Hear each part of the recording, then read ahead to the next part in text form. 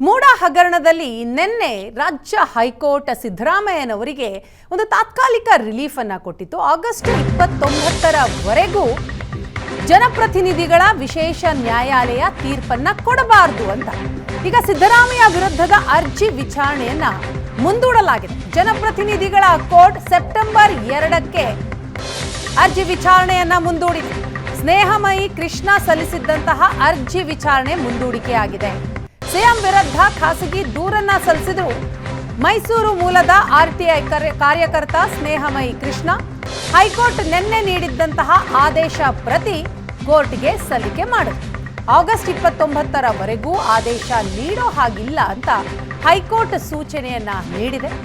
Sessions ಕೋರ್ಟ್ಗೆ ನಿನ್ನೆ ಹೈಕೋರ್ಟ್ನಿಂದ ಹೋದಂತಹ ಸೂಚನೆ, ಆ ಪ್ರತಿಯನ್ನ ಇವತ್ತು ಸಲ್ಲಿಕೆ ಮಾಡಲಾಯಿತು. ಪ್ರತಿ ಜೊತೆಗೆ ಮೆಮೊ ಸಲ್ಲಿಸಿದ್ದಾರೆ ಸ್ನೇಹಮಯಿ ಕೃಷ್ಣ ಪರ ವಕೀಲರು. ಅದಾದ ಬಳಿಕ ವಿಚಾರಣೆಯನ್ನ ಸೆಪ್ಟೆಂಬರ್ 2ಕ್ಕೆ ಜನಪ್ರತಿನಿಧಿಗಳ ವಿಶೇಷ ನ್ಯಾಯಾಲಯ ಮುಂದೂಡಿದೆ. ಹೈಕೋರ್ಟ್ ನಿನ್ನೆ ಮಧ್ಯಂತರ ಆದೇಶವನ್ನ ಹೊರಡಿಸಿತು. ಆ ಆದೇಶದಲ್ಲಿ ಮುಂದಿನ ವಿಚಾರಣೆ ಆಗಸ್ಟ್ 29 ಮಧ್ಯಾಹ್ನ 2:30ಕ್ಕೆ ಅನ್ನೋದನ್ನ ಸೂಚಿಸಿದ್ದಲ್ಲದೆ ಜನಪ್ರತಿನಿಧಿಗಳ ವಿಶೇಷ ಕೋರ್ಟ್ನ ಆದೇಶವನ್ನು ಕೂಡ ತಡೆ ಹಿಡಿಯಲಾಯಿತು. ಈ ಮುಖಾಂತರ ಹೈಕೋರ್ಟ್ ಆದೇಶದವರೆಗೂ ಸಿಎಂ ಸಿದ್ದರಾಮಯ್ಯನವರಿಗೆ ತಾತ್ಕಾಲಿಕ ರಿಲೀಫ್ ಸಿಕ್ತು. ಇದೇ ವಿಚಾರಕ್ಕೆ ಸಂಬಂಧಪಟ್ಟ ಹಾಗೆ ಮಾಹಿತಿಯನ್ನ ಕೊಡ್ತಾರೆ ನಮ್ಮ ಪ್ರತಿನಿಧಿ ರಮೇಶ್. ಇದೀಗ ನಮ್ಮ ಜೊತೆ ಸಂಪರ್ಕದಲ್ಲಿದ್ದಾರೆ.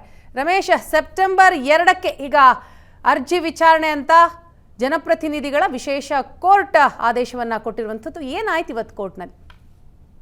ವೀಣಾ, ಏನು ಸಿಎಂ ಸಿದ್ದರಾಮಯ್ಯ ಅವರ ವಿರುದ್ಧ ಆದ್ರೆ ಮೂಡಾ ಕೇಸ್ನಲ್ಲಿ ಅವರ ಪತ್ನಿ ಹೆಸರಿಗೆ 14 ಸೈಟ್ಗಳನ್ನೇನು ಖಾತೆ ಮಾಡಲಾಗಿತ್ತು, ಅದು ಕಾನೂನು ಬಾಹಿರ ಅಂತೇಳಿ ಅದರಲ್ಲಿ ವಿಶೇಷವಾಗಿ 2 ಖಾಸಗಿ ದೂರುಗಳನ್ನ ಸಲ್ಲಿಕೆ ಮಾಡಲಾಗಿತ್ತು. ಅದರಲ್ಲಿ ಮೈಸೂರು ಮೂಲದ ಸ್ನೇಹಮಯಿ ಕೃಷ್ಣ ಅವರು ಸಲ್ಲಿಸಿದಂತಹ ಖಾಸಗಿ ದೂರಿಗೆ ಸಂಬಂಧಪಟ್ಟಂತೆ ವಾದವನ್ನ ಆಲಿಸಿ ಆದೇಶಕ್ಕೆ ಕಾಯ್ದಿರಿಸಿತ್ತು ವಿಶೇಷ ನ್ಯಾಯಾಲಯ, ಅಂದ್ರೆ ಸೆಷನ್ 82 ಕೋರ್ಟು ಕಾಯ್ದಿರಿಸಿತ್ತು. ಅದು ಇವತ್ತು ಅದರ ಆದೇಶವನ್ನ ನೀಡುವುದಾಗಿ ಕಾಯ್ದಿರಿಸಲಾಗಿತ್ತು. ಆದ್ರೆ ನಿನ್ನೆ ಹೈಕೋರ್ಟ್ ನಲ್ಲಿ ನಡೆದಂತಹ ಒಂದು ವಿಚಾರಣೆ ಸಂದರ್ಭದಲ್ಲಿ ಹೈಕೋರ್ಟ್ ಒಂದು ಮಧ್ಯಂತರ ಆದೇಶವನ್ನ ಕೊಡಲಾಗುತ್ತೆ. ಆದ್ರೆ ಪ್ರಾಸಿಕ್ಯೂಷನ್ಗೆ ಅನುಮತಿ ಕೊಟ್ಟಿರುವಂತಹ ರಾಜ್ಯಪಾಲರ ಆದೇಶ ಕಾನೂನು ಮಾನ್ಯತೆ ಇದೆಯಾ ಇಲ್ವಾ ಅನ್ನೋದನ್ನ ತೀರ್ಮಾನ ಮಾಡಬೇಕಾಗಿರುವಂತದ್ದು ಸಿಎಂ ಸಿದ್ದರಾಮಯ್ಯ ಅವರು ಅದರ ಬಗ್ಗೆ ಅರ್ಜಿಯನ್ನ ಸಲ್ಲಿಸಿದ್ದಾರೆ. ಆ ಬಗ್ಗೆ ವಿಚಾರಣೆ ನಡೆದು ಅದರ ಬಗ್ಗೆ ಅಂತಿಮ ತೀರ್ಮಾನ ಬರುವವರೆಗೂ ಕೂಡ ಇದರ ಸೆಷನ್ ಕೋರ್ಟ್ ನಲ್ಲಿ ಜನಪ್ರತಿನಿಧಿಗಳ ವಿಶೇಷ ನ್ಯಾಯಾಲಯ ನಡೆಯುವಂತಹ ವಿಚಾರಣೆಗೆ ಅಥವಾ ನೀಡುವಂತಹ ಆದೇಶಕ್ಕೆ ತಡೆ, ಅಂದ್ರೆ ಅಲ್ಲಿವರೆಗೆ ಮಾಡಬಾರದು, ಡೆಫರ್ ದ ಪ್ರೊಸೀಡಿಂಗ್ಸ್ ಅನ್ನುವಂತ ಪದವನ್ನ ಬಳಸಿದ್ದಾರೆ. ಅಂದ್ರೆ ಅಲ್ಲಿಯವರೆಗೆ ಯಾವುದೇ ರೀತಿಯಾದಂತಹ ವಿಚಾರಣೆ ನಡೆಸುವಂತದ್ದಾಗ್ಲಿ ಆದೇಶ ನೀಡುವಂತದ್ದಾಗ್ಲಿ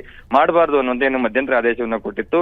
ಆ ಆದೇಶದ ಪ್ರತಿಯ ಸಮೇತ ಈ ಒಂದು ಸಂಬಂಧಪಟ್ಟಂತೆ ಒಂದು ಮೆಮೋವನ್ನ ರೆಡಿ ಮಾಡ್ಕೊಂಡು ಹೋಗಿ ಸ್ನೇಹಮಯಿ ಕೃಷ್ಣ ಪರ ವಕೀಲರು ಇವತ್ತು 82 ಕೋರ್ಟ್ ಜನಪ್ರತಿನಿಧಿಗಳ ವಿಶೇಷ ನ್ಯಾಯಾಲಯದ ಮುಂದೆ ಒಂದು ಸಲ್ಲಿಸ್ತಾರೆ. ಅದರಲ್ಲಿ ಕೋರ್ಟ್ ಏನ್ ಹೇಳಿದೆ ಅನ್ನುವಂಥದ್ದನ್ನ ತಿಳಿಸುವಂತ ಪ್ರಯತ್ನವನ್ನ ಮಾಡಿದ್ದಾರೆ. ಹಾಗಾಗಿ ಹೈಕೋರ್ಟ್ ಈ ಬಗ್ಗೆ ಒಂದು ವಿಚಾರಣೆ ಮಾಡ್ತಾ ಇರೋದ್ರಿಂದ ಅದಕ್ಕೆ ಪ್ರಾಸಿಕ್ಯೂಷನ್ ಸಂಬಂಧಪಟ್ಟಂತೆ ಅದರ ಮಾನ್ಯತೆಯನ್ನ ಸಂಬಂಧಪಟ್ಟಂತೆ ಆದೇಶ ನೀಡುವವರೆಗೂ ಇದನ್ನ ಕೈಗೆತ್ತಿಕೊಳ್ಳೋದಿಲ್ಲ ಅನ್ನುವಂತ ತೀರ್ಮಾನ ಮಾಡಿದಂತಹ ಜನಪ್ರತಿನಿಧಿಗಳ ವಿಶೇಷ ನ್ಯಾಯಾಲಯ ಈ ಸೆಪ್ಟೆಂಬರ್ 2ಕ್ಕೆ ಒಂದು ವಿಚಾರಣೆಯನ್ನ ಮುಂದೂಡಿರುವಂತದ್ದು. ಅಂದ್ರೆ 29ಕ್ಕೆ ಹೈಕೋರ್ಟ್ ನಲ್ಲಿ ವಿಚಾರಣೆ ಬಂದು ಅವತ್ತೇನಾದ್ರೂ ಆದೇಶ ಬಂದದ್ದೇ ಆದಲ್ಲಿ ಆ ಆದೇಶದ ಮೇರೆಗೆ ಅಲ್ಲಿದ್ದ ಏನೋ ಒಂದು ಡಿಸೈಡ್ ಆಗುತ್ತೆ. ಅದ್ರ ಮೇಲೆ ಸೆಪ್ಟೆಂಬರ್ 2ನೇ ತಾರೀಕು ಜನಪ್ರತಿನಿಧಿಗಳ ವಿಶೇಷ ನ್ಯಾಯಾಲಯ ಇದ್ರ ಬಗ್ಗೆ ಒಂದಷ್ಟು ವಿಚಾರಣೆ ನಡೆಸುವಂತದ್ದಾಗ್ಲಿ ಅಥವಾ ಆ ಬಗ್ಗೆ ಆದೇಶ ನೀಡುವಂತ ಸಾಧ್ಯತೆ ಇರುವಂತದ್ದು. ಹಾಗಾಗಿ ಸಿಎಂ ಸಿದ್ದರಾಮಯ್ಯ ಅವರಿಗೆ ಏನೊಂದು ರಿಲೀಫ್ ಇತ್ತು ಆಗಸ್ಟ್ 29ವರೆಗೆ, ಈಗ ಸದ್ಯಕ್ಕೆ ಸೆಪ್ಟೆಂಬರ್ 2ರವರೆಗೆ ಆ ಒಂದು ರಿಲೀಫ್ ಮುಂದುವರಿತಿದೆ ಅಂತ ಹೇಳಿದ್ರು ಕೂಡ ತಪ್ಪಾಗ್ಲಿಕ್ಕಿಲ್ಲ. ವೀಣಾ, ಥ್ಯಾಂಕ್ ಯು ರಮೇಶ್ ತಮ್ಮ ಮಾಹಿತಿಗಾಗಿ.